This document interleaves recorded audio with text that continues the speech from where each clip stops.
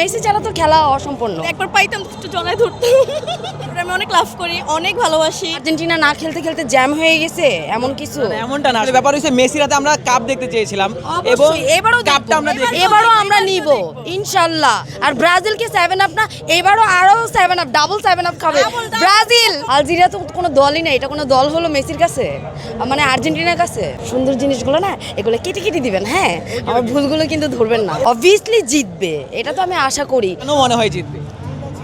Obviously এটা আমার দল, আমি তো এটা আশাবাদী রাখবো যে আর্জেন্টিনা অবশ্যই জিতবে। মেসির কাছে কি এক্সপেকটেশন?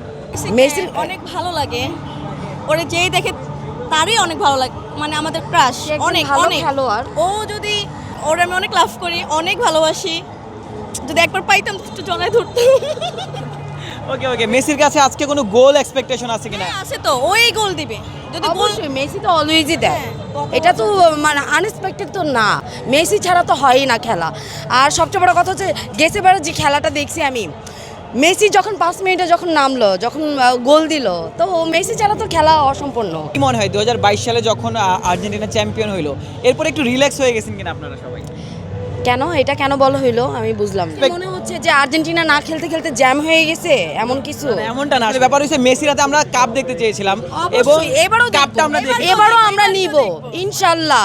আর ব্রাজিলকে 7 আপ না, এবারও আরো 7 আপ, ডাবল 7 আপ খাবে ব্রাজিল। পকেট থেকে দিব, নিজের পকেট থেকে এক কেস কিনে দিব।